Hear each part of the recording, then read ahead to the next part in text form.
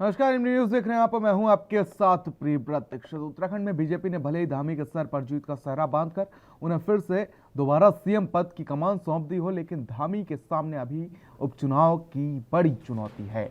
बता दें कि संविधान के अनुच्छेद 164 के तहत किसी भी सीएम को जो विधानसभा का सदस्य ना हो उसे 6 महीने के अंदर सदस्यता लेनी पड़ेगी और पुष्कर सिंह धामी को भी यही करना होगा। चुनाव लड़ना होगा और सीएम बनने रहने के लिए जीतना भी होगा, जो चुनौती भरा हो सकता है। लेकिन बीजेपी इस चुनौती को ज़्यादा गंभीरता से नहीं ले रही है। बता दें कि करीब 10 विधायक सीएम धामी के लिए अपनी सीट छोड़ने की पेशकश कर चुके हैं, जिसमें से एक निर्दलीय और एक कांग्रेस तक का भी विधायक शामिल है।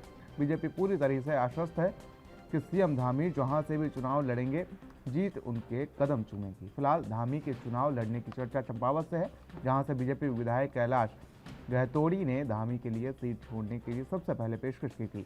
सूत्रों के मुताबिक तय माना जा रहा है कि धामी चंपावत से ही चुनाव लड़ेंगे, बस औपचारिक ऐलान होना बाकी है।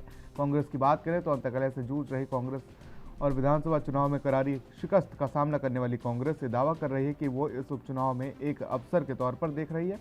यानी कांग्रेस के मुताबिक वो सीएम धामी के खिलाफ एक ऐसा उम्मीदवार उतारेंगे जो मजबूत हो और उसे जीतने के लिए जी जान वो कांग्रेस लगा देगी। लेकिन वर्तमान हालात के मद्देनजर कांग्रेस के लिए ऐसा सोचना तक सीमित है, क्योंकि कांग्रेस में अब तक एकजुटता दिखाई नहीं दे रही है। नेता प्रतिपक्ष और कांग्रेस के नए प्रदेश अध्यक्ष के पद ग्रहण करने के दौरान ज्यादातर कांग्रेसी विधायक नदारद रहे, जो कांग्रेस से इन विधायकों की नाराजगी और मनमुटाव की तरफ इशारा करता है और अंतर कलह को दर्शाता है। अब चुनाव में बात सिर्फ बीजेपी कांग्रेस तक सीमित नहीं है। उत्तराखंड में नई नवेली आम आदमी पार्टी भी उपचुनाव में अपनी किस्मत आजमाने की सोच रही है।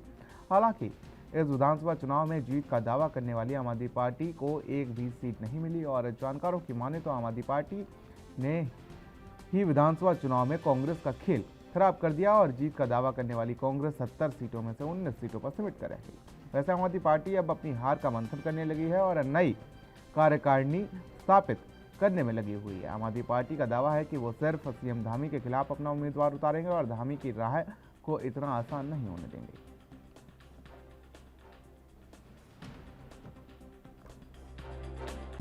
बिल्कुल लड़ेंगे और हम समझते हैं कि जो चीज़ हम पहले नहीं कर पाए वो शायद अब करके दिखाएं, तो एक अवसर समझेंगे मुख्यमंत्री के खिलाफ पार्टी का उम्मीदवार खड़ा करके उसको जिताना। सर, हरिद्वार ने भरपूर उत्तराखंड में अभी पुष्कर सिंह धामी जी का उपचुनाव होना बाकी है और आम आदमी पार्टी भी अपना कैंडिडेट पुष्कर सिंह धामी जी के खिलाफ खड़ा करेगी। आम आदमी पार्टी पूरी शिद्दत के साथ, पूरी मेहनत के साथ मुख्यमंत्री के सामने अपना कैंडिडेट खड़ा करेगी और मुख्यमंत्री की राह को उतनी आसानी से पार नहीं होने देगी जितना कि अभी बीजेपी समझ रही है। और आम आदमी पार्टी का जो प्रदेश संगठन है, जो जिला संगठन है, उसमें भी अभी फेरबदल होने हैं और इस समय आम आदमी पार्टी अपने हार के कारणों पर और अपने जो भी हम में कमियां रही हैं, जो भी हम में अच्छाइयां रही हैं, उन पर इस समय मंथन चल रहा है और कुछ ही दिनों में हमारी नई कार्यकारिणी भी घोषित होने वाली है। उपचुनाव के अंदर कांग्रेस अपना एक मजबूत प्रत्याशी उतारेगी और कांग्रेस के साथ जिस तरह चुनाव के अंदर हमारी एक बड़ी हम लोगों ने चुनाव के मैदान में उतरे और जनता ने हमें एक अच्छा समर्थन दिया, लेकिन हालांकि हम सरकार नहीं बना सके, लेकिन हमारा मत प्रतिशत बढ़ा और जो चुनावी मुद्दों से दूर करके भारतीय जनता पार्टी ने प्रोपोगंडा फैलाकर चुनाव में अपनी भूमिका को निभाया और एक दो मुद्दों को ज़्यादा हटाकर जो लीग के विकास के मुद्दे से उन्हें दरकिनार करके चुनाव लड़ा। तो सरकार तो बना ली है, लेकिन जनता का एक भावना कांग्रेस के साथ जुड़ी हुई है और कांग्रेस उपचुनाव के अंदर अपना एक मजबूत प्रत्याशी उतारेगी। जी अपनी राजनीतिक पृष्ठभूमि को बचाना चाहते हैं, राजनीतिक भूमि को बचाना चाहते हैं, इसके अलावा कुछ नहीं है। कांग्रेस डूबता हुआ जहाज़ है, पूरी तरह से समाप्ति की ओर है और मुझे नहीं लगता कि जिस तरह से कांग्रेस के घर में आपस में गुटबाजी चरम पर है, टूट की कगार पे कांग्रेस खड़ी है, अपने लोगों की हत्या के तमाशाए बन रहे हैं नेता और देख रहे हैं कि कैसे बड़े नेताओं को निपटाया जा रहा है, उनके काबिल नेताओं को निपटाया जा रहा है। कुछ अलग राजनीति चल रही है और वो राजनीति जिसकी चलती है कांग्रेस में, उसकी क्या गलती है, उस ट्रैक पे कांग्रेस चल रही है। मुझे लग रहा है कांग्रेस बहुत बुरे दौर से गुजर रही है और एक बहुत बड़ी टूट की कगार पे कांग्रेस खड़ी है और आने वाला वक्त कांग्रेस के लिए बहुत मुश्किल भरा रहेगा। कांग्रेस अपनी ज़मानत जब्त होने से बचा ले, कांग्रेस के लिए सिर्फ इतना काफ़ी रहेगा। युवा मुख्यमंत्री जहां से लड़ेंगे ऐतिहासिक वोटों से जीतेंगे। आज तक की सबसे बड़ी विजय युवा मुख्यमंत्री की होगी, क्योंकि पूरा प्रदेश एक आइडल के रूप में युवा मुख्यमंत्री को देख रहा है। युवा अपना रिप्रेजेंटेटिव युवा मुख्यमंत्री को देख रहे हैं, और मैं ये कह सकता हूं कि जितना जन समर्थन युवा मुख्यमंत्री को मिल रहा है, ये जीत ऐतिहासिक होगी। युवा मुख्यमंत्री जहां से चुनाव लड़ेंगे धामी जी, वहां से एक बहुत तो उत्तराखंड में फाइनल तो निपट चुका है, लेकिन सेमीफाइनल अभी भी बचा हुआ है। और सेमीफाइनल में जिस तरीके से तीनों पार्टियां पूरी दमखम के साथ दावा कर रही हैं कि वो चुनाव मैदान में उतरेंगे और उपचुनाव में सीएम धामी को टक्कर देने के लिए यहां तक कि आम आदमी पार्टी भी अब दावे करती हुई नजर आ रही है। लेकिन तमाम जो पार्टियां हैं उनके दावे कितने सही साबित होंगे और कितने खोखले साबित होंगे, इसी पर आज चर्चा करेंगे। और तीनों मेहमान हमारे साथ मौजूद हैं। परिचय करा देते हैं आपका। जोर सिंह बिस्ट हैं, वरिष्ठ नेता हैं कांग्रेस के। डीके पॉल साहब हैं, प्रदेश उपाध्यक्ष हैं आम आदमी पार्टी के। और सत्यवीर चौहान, प्रदेश प्रवक्ता बीजेपी से हैं। आप तीनों मेहमानों का फिलहाल बहुत बहुत स्वागत है। जोत सिंह जी, शुरुआत आपसे ही कर लेता हूं कि आखिर कांग्रेस इन तमाम चुनौतियों से कैसे निपटेगी और उपचुनाव तक कैसे पहुंचेगी, क्योंकि जिस तरीके से कांग्रेस के सामने चुनौतियां बहुत हैं, क्योंकि सबसे पहले चुनौती अपनों से ही निपटना है, क्योंकि जिस तरीके से कांग्रेस में सामने आ रही हैं फूट की चीजें, सबसे पहले तो कांग्रेस को उससे ही निपटना है, उसके बाद उपचुनाव के बारे में सोचना चाहिए, तभी कहीं सफलता मिलेगी।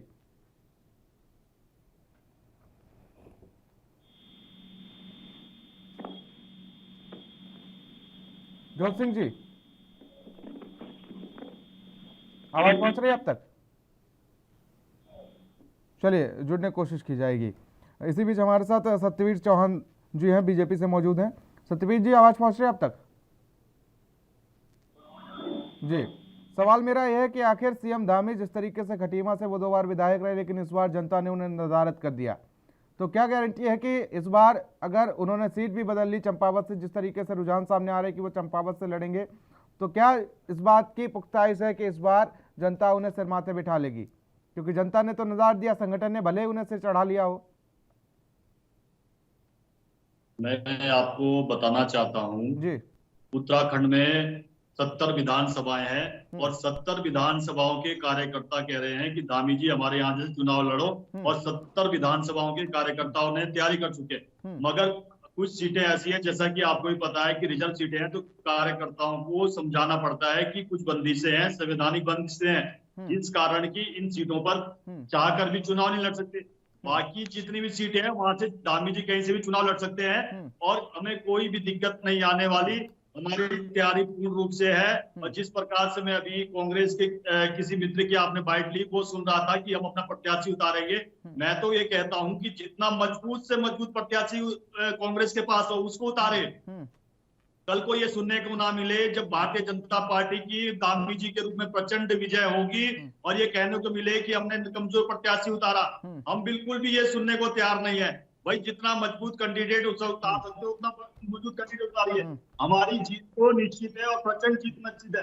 दूसरा मैं कहना चाहूंगा, पार्टी के कार्यकर्ता होने के नाते हमारा एक ही ध्येय रहता है, पार्टी के कार्य को कैसे फतेह किया जाए, बिना लोभ लालच और निष्ठा के किस प्रकार से एक पार्टी को आगे बढ़ाया जाए, यही हमारे कार्यकर्ताओं को सिखाया जाता है। और आने वाले समय में जो आज का डिबेट का विषय है, आपको देखने को मिलेगा कि किस प्रकार से उत्तराखंड में फिर से धामी जी की एक प्रचंड विजय होगी और कार्यकर्ता और संगठन उस और कार्य कर रहे हैं और हमारी सरकार अपने कार्य कर रही है। सरकार अपने कार्य कर रही है, कार्यकर्ता और संगठन अपना कार्य कर रहा है जी। और ये संवैधानिक बाध्यता है। आपका प्रश्न वाजिब है कि भाई चुनाव लड़ना है, 6 महीने के अंदर अंदर उस कार्रवाई को 6 महीने से पहले पूर्ण करेंगे और उत्तराखंड को एक सशक्त मुख्यमंत्री के रूप में धामी जी को हम जिता के भेजेंगे। चलिए, हमारे साथ डीके पॉल साहब हैं, प्रदेश उपाध्यक्ष हैं आम आदमी पार्टी के। डीके पॉल साहब, सवाल मेरा आपसे यह है कि आखिर जिस तरीके से उत्तराखंड में आप दावा करते हुए नजर आ रहे थे कि 70 से 70 सीटें हम जीत कर और विधानसभा में पहुंचेंगे, लेकिन एक भी सीट आपके हाथ नहीं लगी और आरोप और लग गए आप पर कि आपने कांग्रेस का खेल खराब कर दिया।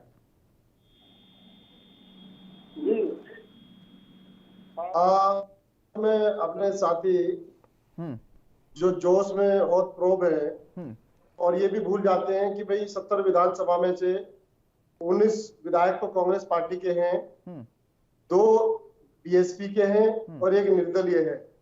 इनको मिलाकर के 21 विधायक तो जो है ना इनकी पार्टी के है ही नहीं। 47 विधायक इनके हैं। 47 में से कोई भी विधायक जो बहुत ज्यादा आत्मनिर्भर है, जो दूसरी पार्टी से आकर के, कांग्रेस से इधर से आके लड़े हैं भारतीय जनता पार्टी में, वो धामी जी के लिए सीट छोड़ने वाले हैं नहीं। 2-4 लोग जो होते हैं वो धामी जी के लिए, जो जिन्होंने कहा भी है, उसमें से कांग्रेस के विधायक भी हैं कि हमारी सीट से लड़े, हमारी सीट से लड़े।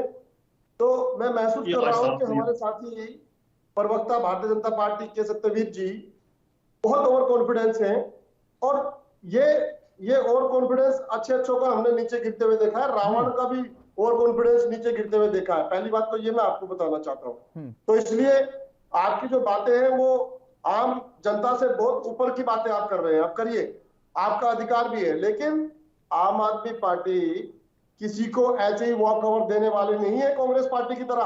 कांग्रेस पार्टी जिस प्रकार से इस राज्य के अंदर जो उसका चरित्र दिख रहा है, लोगों के अंदर लड़ रहे हैं आपस में, एक एक चीज के लिए जो तड़प रहे हैं, कांग्रेस इतनी कमजोर हो चुकी है इस राज्य के अंदर कि वो बहुत ही, चलिए कांग्रेस पर बार बात में अभी पूरी 1 घंटे की डिबेट बाकी है, लेकिन ये बताइए, जिस तरीके से आम आदमी पार्टी लगातार दावा करती हुई नजर आ रही थी, सबसे पहले सीएम फेस देने वाले भी आप ही थे उत्तराखंड में, कर्नल अजय कोठियाल के रूप में, लेकिन पहली सीट तक नहीं दे पाए आप, और अब उपचुनाव में आप दावा कर रहे हैं कि हम सीएम धामी के खिलाफ ही सिर्फ उम्मीदवार उतारेंगे।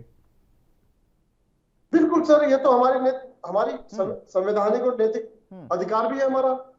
बिल्कुल, हमारा किसी को, हम अपनी पार्टी के प्रत्याशी को उतारने का मतलब ये है कि हम शुद्ध रूप से राजनीतिक पार्टी हैं, और हमारी पार्टी की जिम्मेदारी भी बनती है कि कहीं से भी कोई भी चुनाव, उपचुनाव हो, चाहे कोई भी चुनाव हो, हम उसमें पार्टिसिपेट करें, प्रतिभाग करें। बिल्कुल, पूरी तरीके से संविधान आपको पूरी तरीके से इजाजत देते हैं। जवाब ले लेते हैं सत्यपीर जी।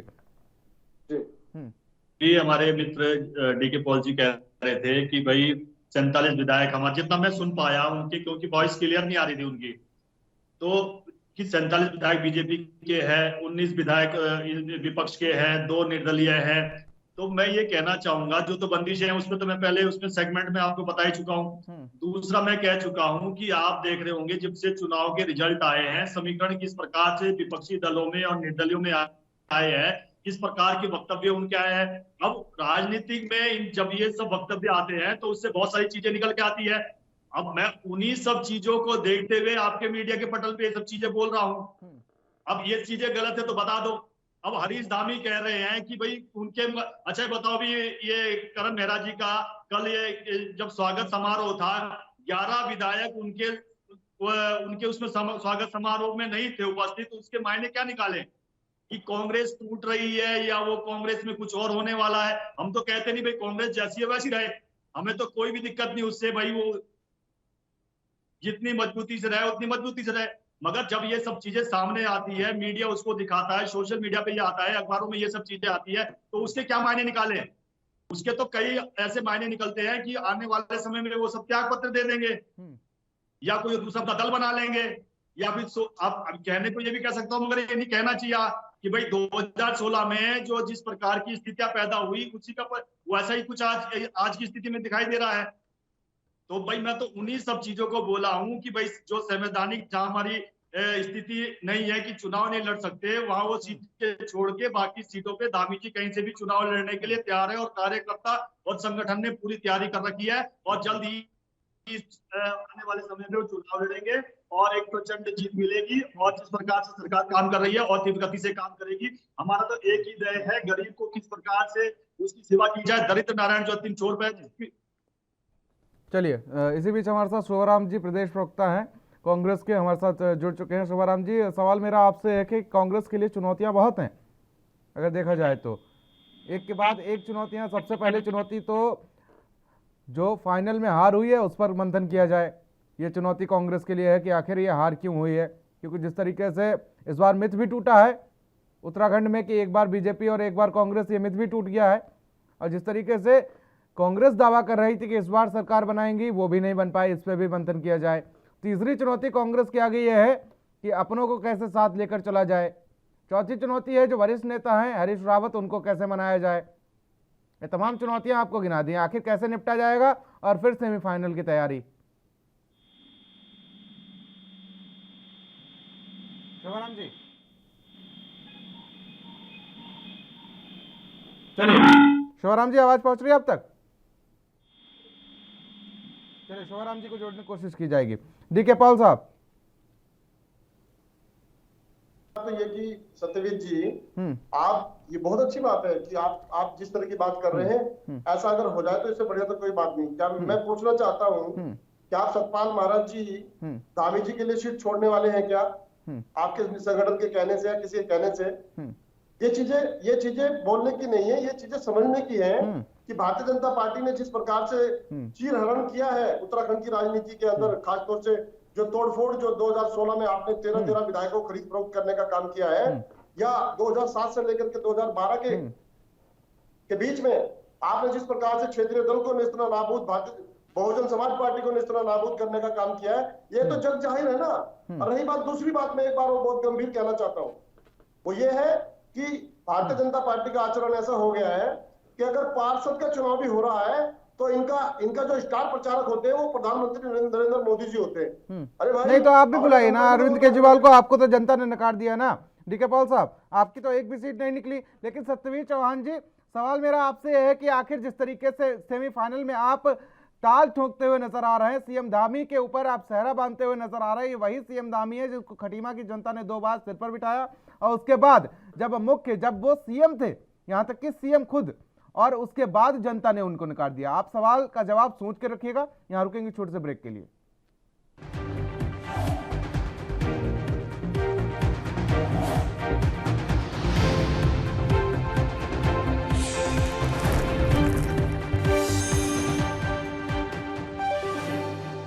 ब्रेक के बाद आप सभी का स्वागत है। चर्चा को आगे बढ़ाते हैं। तीनों मेहमान हमारे साथ बने हुए हैं। सत्यवीर चौहान हमारे साथ, प्रदेश प्रवक्ता बीजेपी के बने हुए। सत्यवीर जी, जिस तरीके से ब्रेक पर जाने से पहले मैं आपके लिए एक सवाल छोड़ गया था कि आखिर जनता ने तो नकार दिया भाई, जब सीएम धामी विधायक नहीं, जब सीएम धामी मुख्यमंत्री नहीं थे, तब जनता ने उन्हें सिर पर बिठा लिया 2 बार। लेकिन इस बार तो जिस तरीके से आप लोग दावा करते हुए नजर आ रहे हैं कि बीजेपी की सरकार ने, जब से सीएम धामी ने कुर्सी संभाली थी, तब से वो लगातार विकास पुरुष के रूप में जाने जाते हैं, और शायद यही वजह है कि जनता के नकारने के बावजूद भी उनको आपने सिर माथे बिठा लिया, एक बार फिर से मुख्यमंत्री कुर्सी दे दी। लेकिन इस बार का क्या भरोसा जताया जाए कि एक बार जनता ने उनको मुख्यमंत्री पद होने के बावजूद उन्हें विधायक नहीं बनने दिया, और इस बार फिर से जनता कैसे भरोसा कर लेगी उन पर? मैं इस सवाल का किसी पे आपने पूछा आक्षेप नहीं लगाऊंगा। हमने 23 सीटें हारी है, अब एक ही सीट की बात क्यों होती है, ये थोड़ा समझ से बाहर है।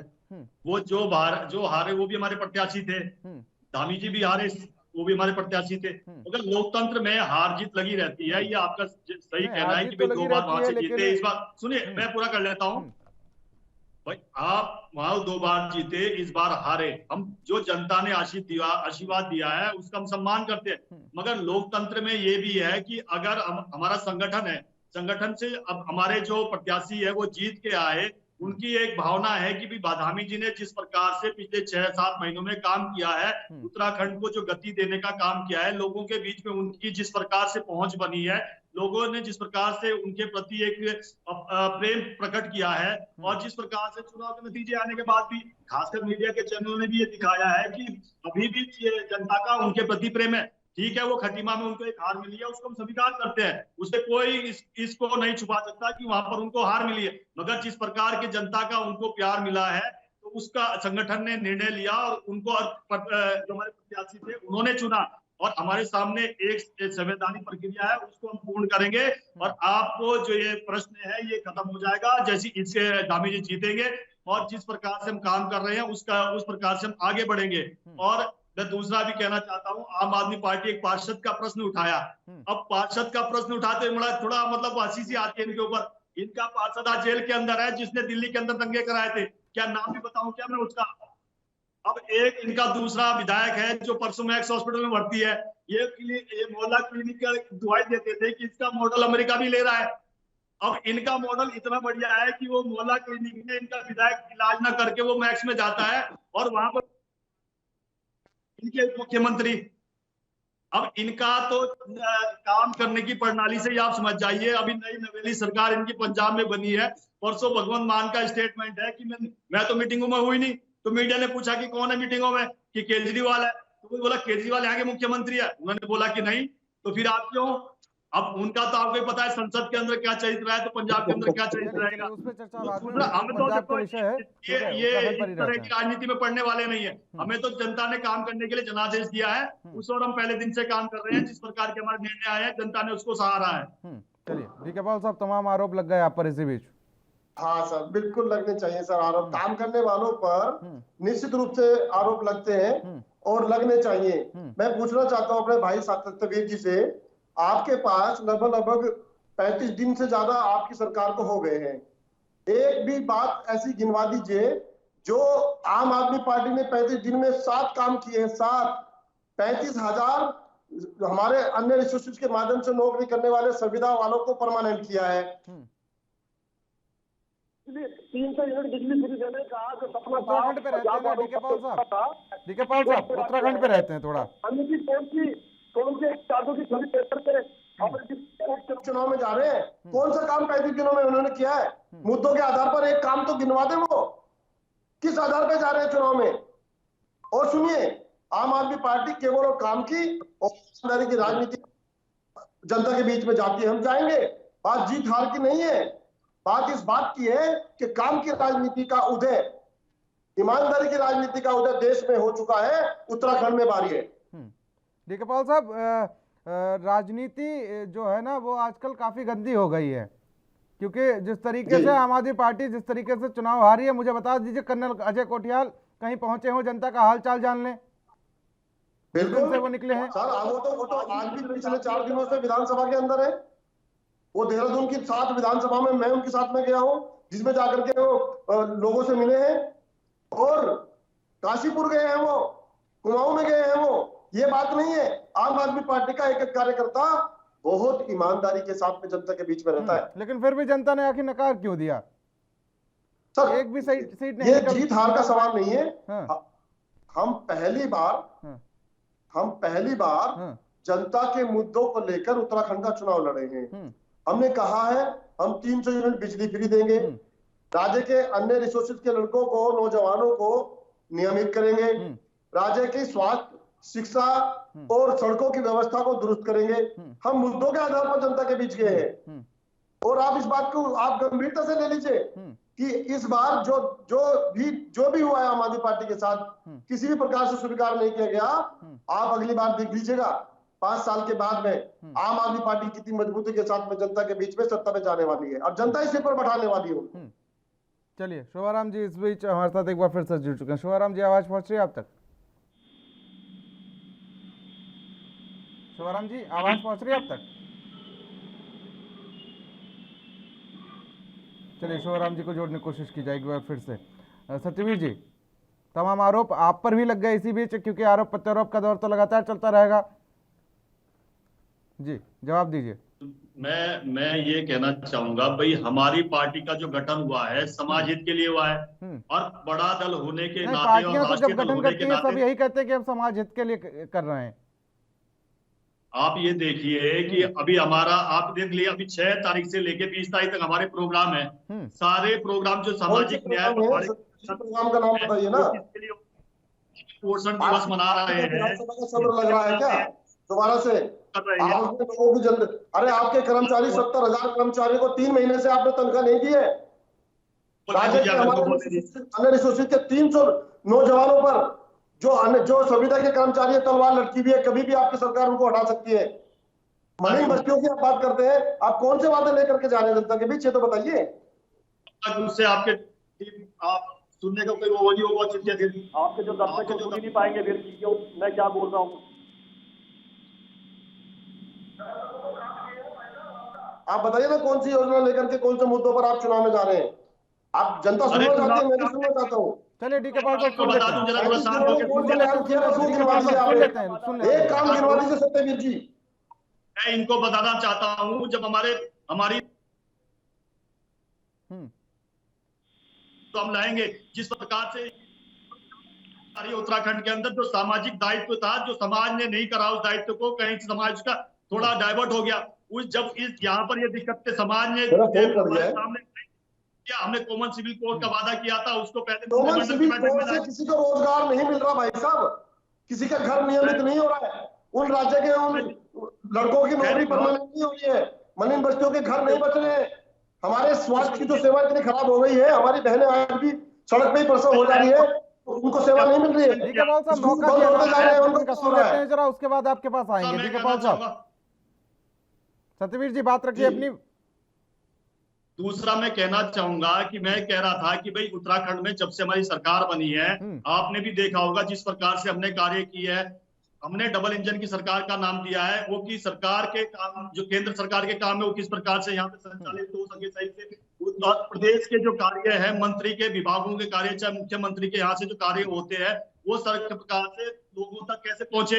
अब आप देखिए जो अब 1 महीने बाद विभाग मिले आपकी सरकार ठीक है में। पॉल साहब, सुन लेते हैं ना जरा, मौका दिया जाएगा आपको ही बात रखने का। आचार संहिता लगी थी, जब पर्यावरण मित्र जो सफाई कर्मचारी है वो 3 संवर्गों में काम करते हैं और एक ही काम करते हैं, उनका मानदेय अलग अलग था। उनका ये कहना था कि जब हम एक काम करते हैं तो हमारा मानदेय अलग अलग क्यों है। उनके पूर्व अध्यक्ष मिले थे हमसे आके, हम तो उस समय क्या हुआ कि आदेश सूचे गए थे, मगर चुनाव आयोग ये आचार संहिता लग चुकी थी, नहीं होना चाहिए था, मगर जैसे ही आचार संहिता हटी हमने उनके मानदेय को सभी का एक ही लेवल पे कर दिया। अब वो किसके हित में हुआ? उनके हित में हुआ। दूसरा, बुजुर्गों की जिनको एक आदमी को पेंशन मिलती थी, हमने उनको 2 देने का कार्य ही नहीं किया, उसको बढ़ाया भी, विधवा की पेंशन को भी बढ़ाया, दिव्यांगों की पेंशन को भी बढ़ाया। दूसरा, केंद्र सरकार के माध्यम से बल्लूपुर से कोटा साइड के लिए अभी आपने देखा होगा 4 लाइन हाईवे हुआ। ये सारी योजनाएं तो आप गिनाते रहेंगे, लेकिन इसी बीच एक और मुद्दा था, गरमाया हुआ था उत्तराखंड में, वो था डीआरडीओ कर्मचारियों को जिस तरीके से उनका बॉन्ड खत्म होने के बाद से उन्हें हटा दिया गया। रोजगार देने तो नहीं सीखा, लेकिन रोजगार छीन और लिया बीजेपी ने। इसी पर सत्यवीर जी आप जवाब सोच के रखिएगा, यहाँ छोटे से ब्रेक के लिए जल्द लौटेंगे।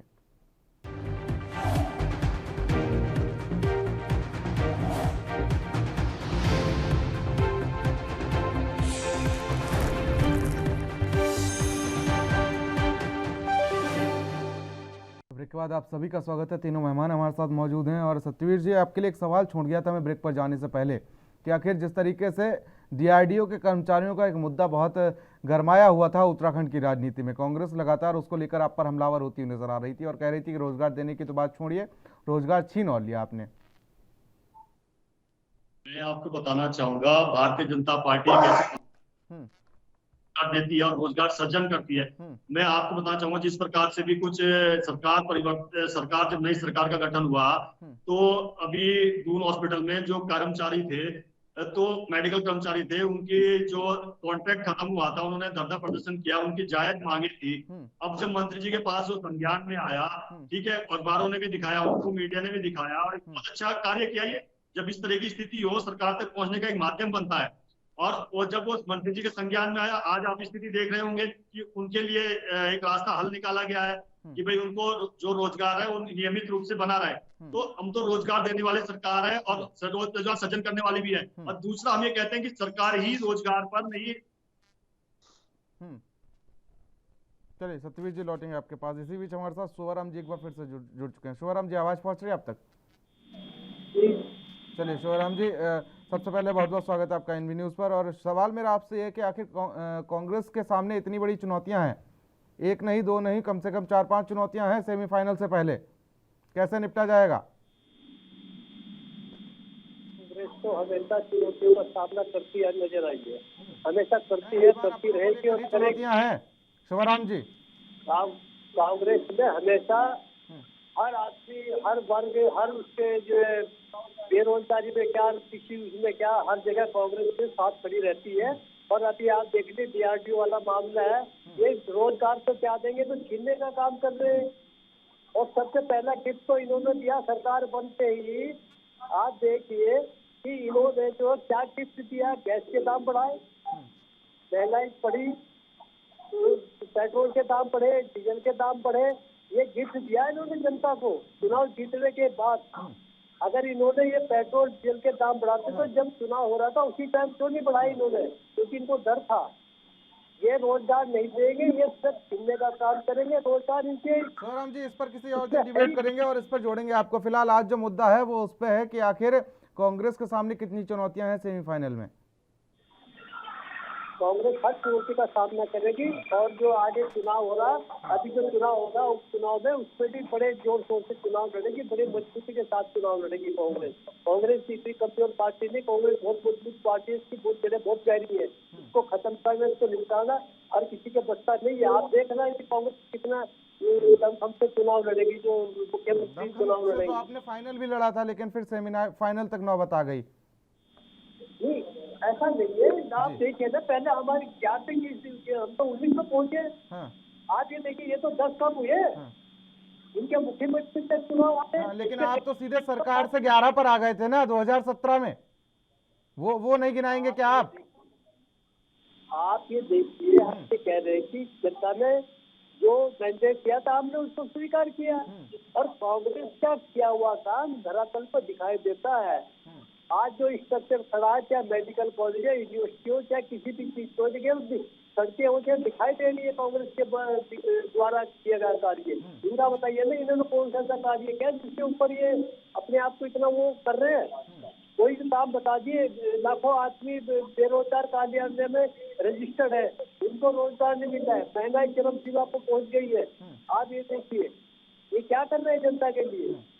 ये कहते हैं कि जिसको रोजगार मिला उसको मैं जरा डिबेट को क्लियर कर देता हूं कि आखिर मुद्दा क्या है। शोभराम जी, आप इधर उधर मत भटकिए। मुद्दा यह है कि आखिर कांग्रेस जो है वो इन तमाम चुनौतियों से कैसे निपटेगी। कांग्रेस के लिए सबसे बड़ी चुनौती उसके अपने ही साबित हो रहे हैं, क्योंकि हरीश रावत को आखिर किस तरीके से मनाया जाए। चुनाव से पहले वो इधर उधर भाग रहे थे, उनको खूंटे से कैसे बांधा जाए कि हाँ भैया कांग्रेस को तुम्हारी जरूरत है, तुम बने रहो थोड़ी दिनों के लिए। दूसरी चुनौती यह है कि जिस तरीके से नए प्रदेश अध्यक्ष और नेता प्रतिपक्ष के और उपनेता प्रतिपक्ष की नियुक्ति के बाद से लगातार कांग्रेस के अंदर अंतर्कलह बढ़ती हुई जा रही है।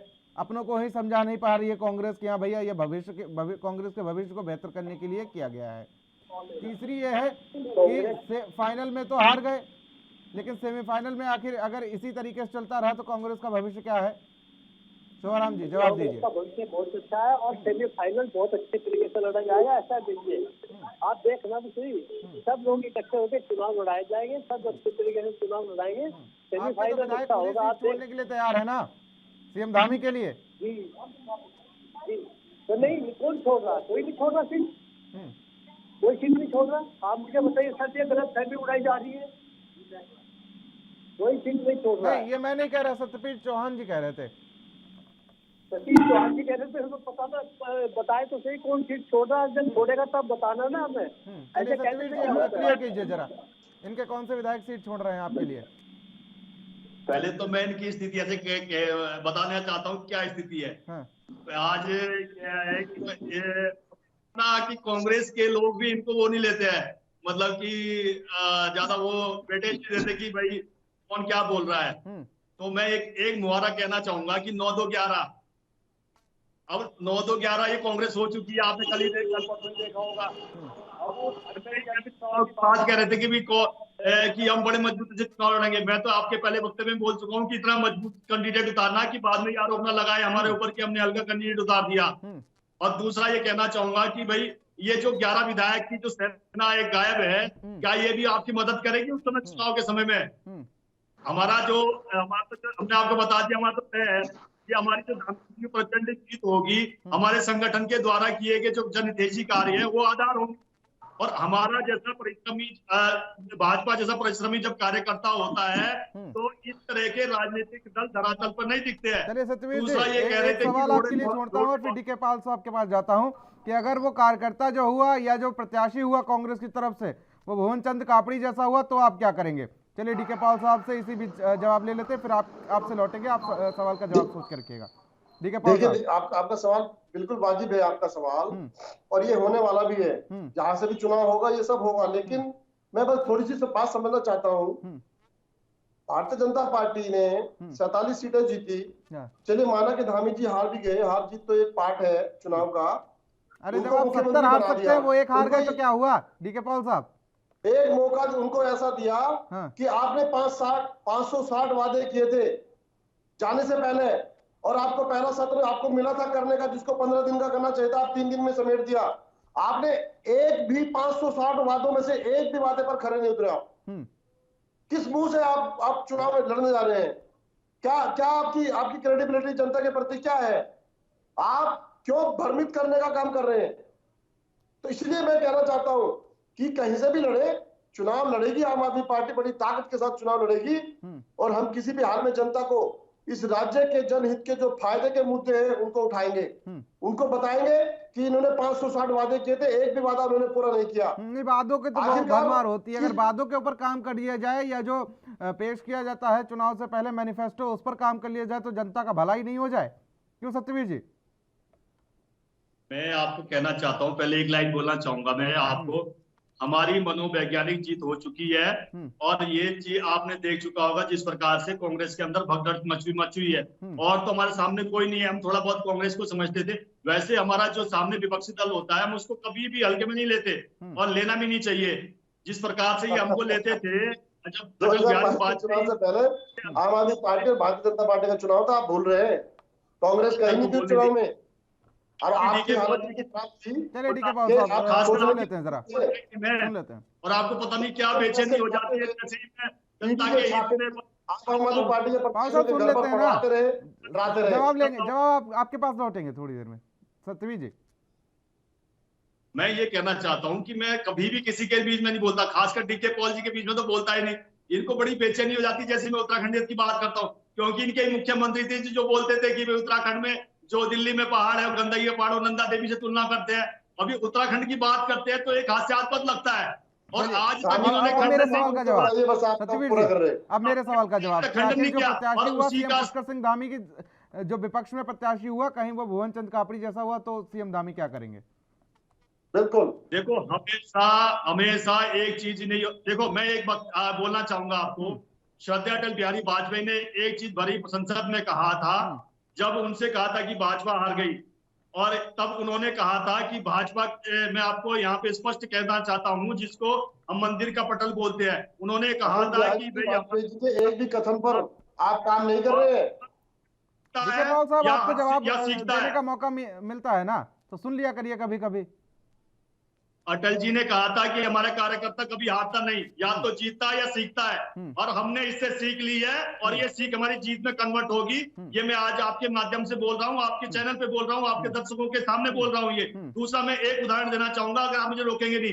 मैं कहना चाहूंगा जब 2014 का चुनाव हुआ था, बहुत कम वोटों के अंतर से अमेठी से हमारी स्मृति ईरानी जी हारी थी, मगर आप देख लीजिए हमारा कार्यकर्ता इतना परिश्रम होता है और राजनीति में सबसे सर्वाधिक महत्वपूर्ण होता है, और उसका परिश्रम देखिए 2019 में जिस प्रकार से उन्होंने जीता, और इनके राजघराने को जिसके आगे पूरा गांधी परिवार के आगे पूरी कांग्रेस नतमस्तक हो जाती है, उनको वायनाड जाने पे मजबूर कर दिया। और वायनाड जाने पे भी क्यों मजबूर कर दिया, इस पे भी कभी चर्चा होनी चाहिए। और मैं आपके प्रश्न का जवाब देने के लिए हमेशा तैयार हूँ। हमेशा एक ही गलती नहीं होगी, हमने उससे सीख ली है। और हमने, आपने जब अभी 2-3 दिन पहले आपने एक टॉपिक भी रखा था अपना चर्चा की, समीक्षा बैठक, हमारा ही दल है जो समीक्षा करता है कि जीत भी हुई है हार भी हुई है, तो क्या इसका क्यों हुई है और इसका कारण क्या था, कौन इसके लिए दोषी है, क्या कारक थे, संगठन की बात उन तक पहुंची कि नहीं पहुंची, हमारे कार्यकर्ता नाराज क्यों है क्यों नहीं है, सरकार की योजनाएं उन तक पहुंची कि नहीं पहुंची है,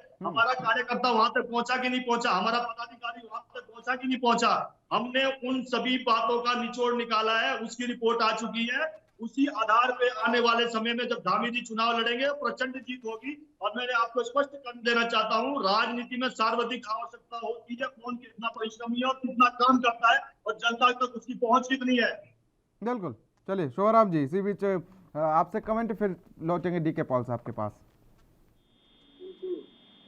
मैं ये कह रहा था, आज ये जो बात कर रहे हैं कि कांग्रेस में ये हो गया, कांग्रेस में हो गया, बीजेपी के अंदर कितनी फूट, आप ये देखिए, ये दूसरे के घर में झांकते हैं, ये दूसरे के घर में झांकने का काम कर रही है, अपने घर में क्यों नहीं झांकते। इनके मुख्यमंत्री तक हार गए, इनके मंत्री तक हार गए, इनको हराया जाए, ये दूसरे के घर में जाएंगे। कांग्रेस की चिंता करने की जरूरत नहीं, अपनी चिंता करें। कांग्रेस का कैंडिडेट अच्छे उसमें आएगा और चुनाव लड़ेगा, इनको वॉकआउट नहीं किया जाएगा, ये तय है।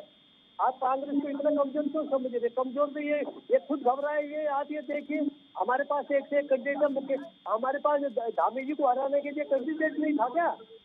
आगे नहीं है क्या? हमारे पास एक से एक कैंडिडेट है हमारे पास, आप चिंता क्यों कर रहे हैं? आप अपने विकास से आप घबरा क्यों रहे हैं? आप चुनाव लड़िए, जहाँ से भी लड़ना चाह रहे हैं ये लोग, जहाँ मुख्यमंत्री का चुनाव लड़ना चाह रहे थे। कांग्रेस के पास कैंडिडेटों की कमी नहीं है, कांग्रेस मुकाबला करेगी उपचुनाव का। आप देखना सही, चुनाव को चुनाव के तरीके से लड़ेगी कांग्रेस। कांग्रेस ने कभी वो नहीं किया किसी के उसमें। आप अपना देखिए, आप अपना चुनाव लड़िए। आप बीजेपी के भीतर अगर इतनी बात न होती तो मुख्यमंत्री और मंत्री चुनाव क्यों होते इनके? आप उनको संभालिए, अपने आप को संभालिए, कांग्रेस की चिंता मत करिए। कांग्रेस चुनाव लड़ेगी, बहुत अच्छे तरीके से चुनाव लड़ेगी, उपचुनाव। लेकिन उपचुनाव में आखिर कितना दमखम निकालेगी? क्या सभी लोग साथ में आ पाएंगे और एक बीजेपी के लिए एक बड़ी चुनौती बन के उभरेंगे? ये भी देखने वाली बात होगी। DK पॉल साहब, देखना, सब साथ में आएंगे, सब अच्छे तरीके से चुनाव लड़ जाएगा, कुछ चिंता नहीं है। कैंडिडेट कौन होगा, इनसे चलते चलते भी पूछ लो इनका कैंडिडेट कौन होगा। अभी उतनी लड़ाई बाकी है। चलिए अभी तो आपस में बैठ के बात करेंगे, जो कैंडिडेट भी डिक्लेयर हो जाएगा। अरे बैठेगा कौन? जब स्वागत समारोह हो रहा है प्रदेश अध्यक्ष का, तब नहीं है कोई, तो बैठेगा कौन? ये तो बताओ, है कौन वो? और बिठाने वाला कौन है? और बिठाने वाला कौन है?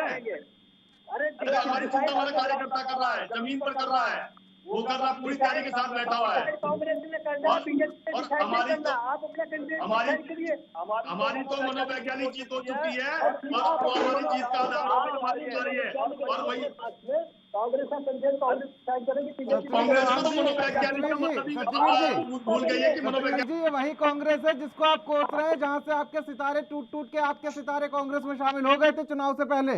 ये क्यों भूल रहे हैं आप? मैं आपको बताना चाहूंगा, आपका जो प्रश्न है दीक्षित जी ने, आपका जो प्रश्न है मैं इसका जवाब देना चाहूंगा। जो आपने बोला कि इनके हमारे यहाँ आए, देखो हमारे यहाँ जब कोई भी आता है, चाहे किसी पार्टी का हो, लोकतंत्र की खूबसूरती है। अगर कोई आ रहा है तो उसका स्वागत करना, मगर स्वागत करती है जब बिना लोभ लालच के एक आम कार्यकर्ता की तरह आएगा, जिस पर बिल्कुल बिल्कुल बिल्कुल। चलिए चर्चा जारी रहेगी, लेकिन यहाँ रुकेंगे छोटे से ब्रेक के लिए।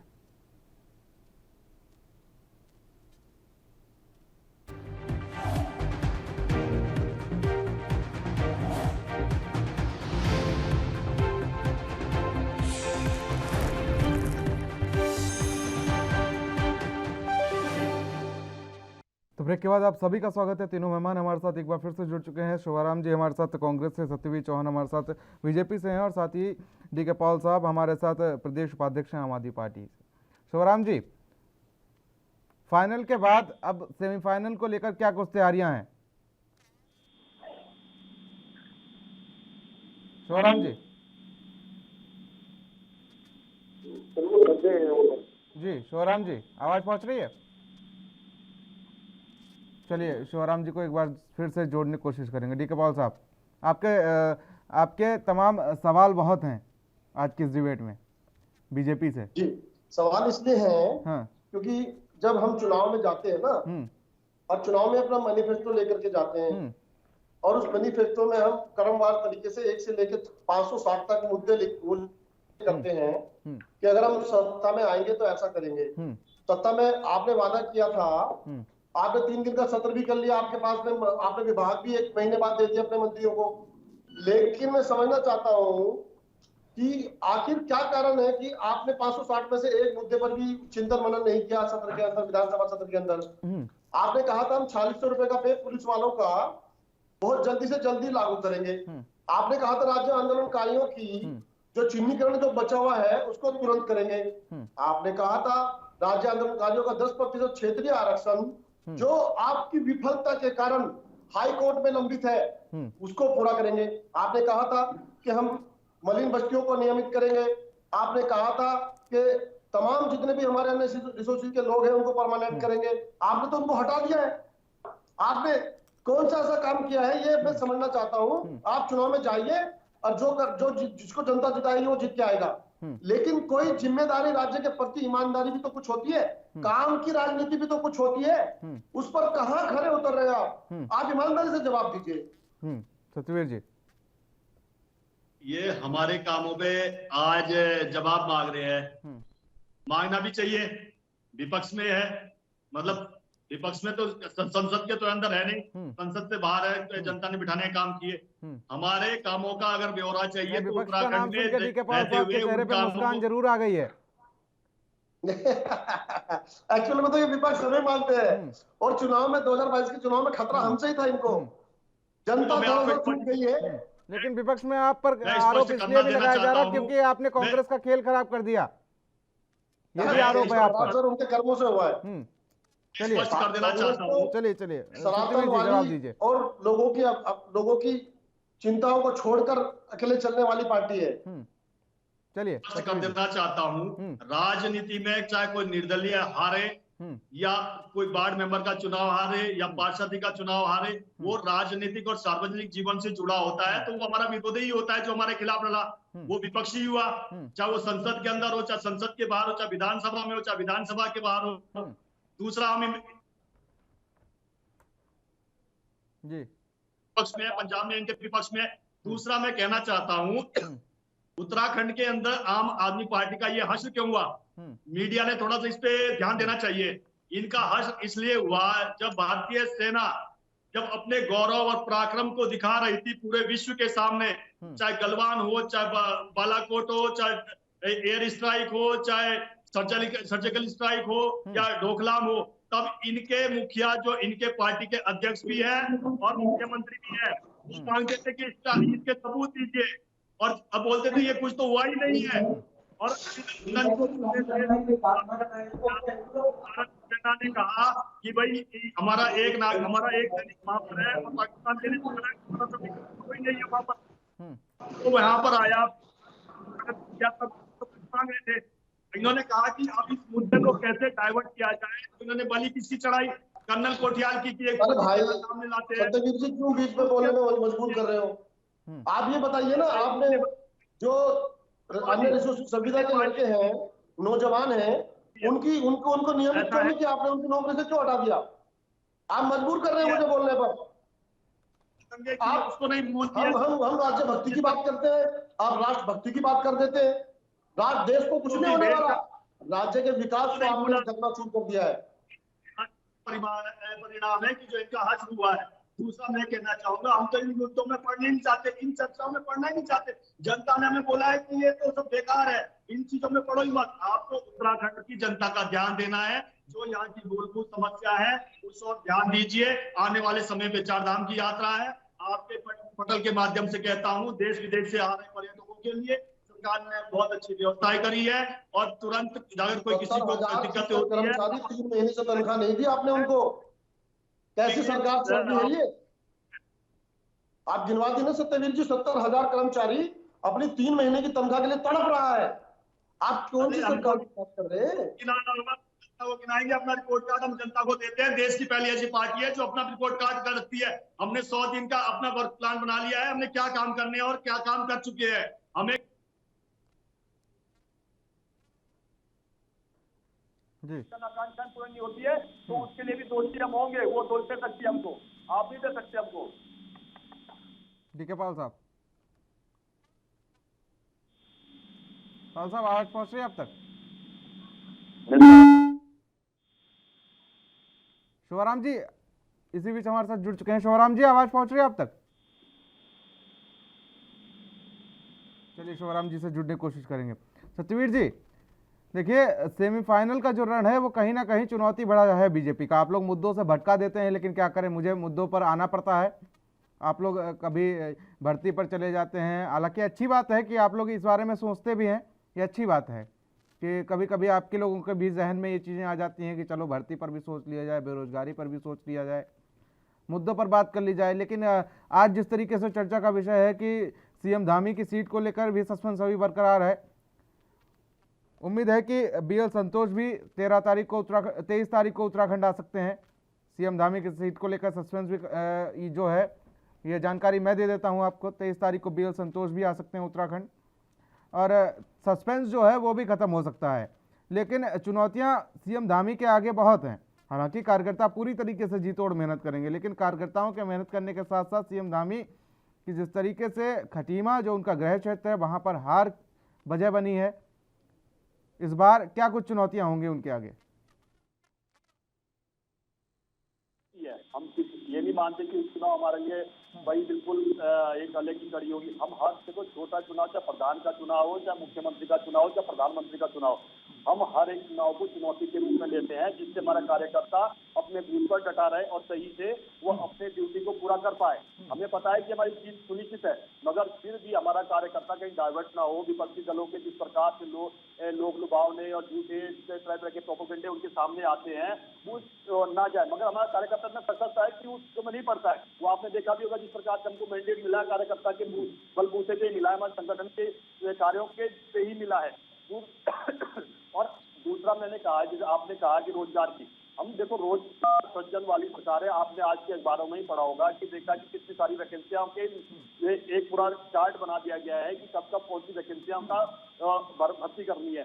देखो कुछ कमियां रह जाती है, मानते हैं, उस कमियों को पूरा करना भी हमारा दायित्व है। और जहां जहां से हमारी कमियां होती है और सरकार तक आगाह कराने का काम भी होता है। मीडिया एक बहुत बड़ा सार्थक प्लेटफॉर्म है, वो हर स्तर तक जाता है। वो गरीब के पास भी जाता है, मीडियम वर्ग के पास भी जाता है, उस वर्ग के पास भी जाता है, और वहां से कलेक्टिव तो इन्फॉर्मेशन आती है, सरकार के लिए एक मजबूती का काम करती है, और राज्य निर्माण के लिए राज्य इस तरीके से आर्थिक आगे बढ़े उसके लिए भी एक अच्छा काम करती है। तो मैं ये तो आपके पटल से कहना चाहता हूँ, समय समय पर जिस प्रकार की जो आपके पास सूचनाएं आती हैं, सरकार तक पहुंचाने का आप एक अच्छा माध्यम है। दूसरा, सरकार हमारी निरंतर पहले दिन से काम कर रही है, जिस प्रकार के निर्णय लिए गए हैं और जिस प्रकार ने उसको सहारा है, और आने वाले समय में जिस प्रकार 100 दिन का रोड मैप बनाया है, प्रत्येक मंत्री के विभागों की जिम्मेदारी तय की गई है, और सरकारी अधिकारियों को समय से ऑफिस आना और कार्यों को निपटारा करना। जिस प्रकार से मुख्यमंत्री के जिस जनता दर्शन में लोग आ रहे हैं, उनकी समस्याओं को तुरंत हल किया जा रहा है, वो उसकी भी सराहना हो रही है पूरे उसमें। और आने वाले समय में आपको देखने को मिलेगा जो जनाकांक्षा सरकार से उत्तराखंड के जनमानस की थी, जनता जनार्दन की थी, वो पूर्ण होगी। और जिस प्रकार से केंद्र की योजना यहाँ तक आ रही है, उस योजनाओं का लाभ प्रत्येक घर तक पहुंचे, और हमारे संगठन के कार्यकर्ता लगे हुए हैं और सरकार से संपर्क में निरंतर लगे हुए हैं। दूसरा मैं कहना चाहूंगा, हमारी वो सरकार नहीं है जिस सरकार जो जब दो सरकार के सुप्रीम कोर्ट के माध्यम से फैसले सुनने को मिले कि मनमोहन सिंह प्रधानमंत्री थे, तो एक वाक्य पहली बार भारत राजनीति में उभर के आया, जब ये बोलने को मिला कि पॉलिसी पैरालिसिस हो गई है सरकार। तो इस प्रकार का ना तो मोदी जी के स्वर्ण में 7 से 8 साल के कार्यकाल में आया है, ना ही हमारे पिछले साल 5 साल की सरकार में और 1 महीना होने वाली सरकार में भी नहीं आया है। दूसरा मैं कहना चाहूंगा कि हमारे इस भारत के लोकतंत्र मगर केंद्र में सबसे मजबूत सरकार देने का और सबसे बड़ा मैंडेट देने का कार्य जनता ने किया है, तो राजस्थान को किया है, मगर 409 का उनको मैंडेट दिया था। बिल्कुल बिल्कुल। फिलहाल ये भी अब देखने वाली बात होगी कि आखिर जिस तरीके से सेमीफाइनल में कैसा प्रदर्शन तीनों पार्टियां करती हुई नजर आएंगी। फिलहाल आप तीनों मेहमानों का हमारे साथ जुड़ने के लिए, साथ ही खास चर्चा में शामिल होने के लिए बहुत बहुत शुक्रिया। तो उत्तराखंड देवभूमि में एक बार फिर से चुनावी बिगुल बच चुका है। इस बार फाइनल नहीं, सेमीफाइनल को लेकर चुनावी बिगुल बचा है। लेकिन अब जिस तरीके से कांग्रेस के सामने अपनों को एक करने की चुनौती है, साथ ही बीजेपी के लिए इस बार एक बड़ी चुनौती जो है वो अपनी नाक बचानी है, क्योंकि सीएम पुष्कर सिंह धामी अगर उपचुनाव में हार गए तो आखिर उनके सामने सीएम बने रहने की संभावनाएं कम हो जाएंगी। लेकिन आम आदमी पार्टी जिस तरीके से 70 में से एक भी सीट पर जीत दर्ज नहीं कर पाई है, वो भी अब दावा करती हुई नजर आ रही है कि हम सीएम धामी की सीट पर अपना प्रत्याशी जरूर उतारेंगे। तो आखिर आम आदमी पार्टी किस तरीके से कांग्रेस का एक बार फिर से क्या खेल खराब कर सकेगी, ये भी देखने वाली बात होगी। तो आज की इस खास चर्चा में मेरे साथ इतना ही। देश और दुनिया की अहम खबरों के लिए बने रहिए एनबी न्यूज़ के साथ। नमस्कार।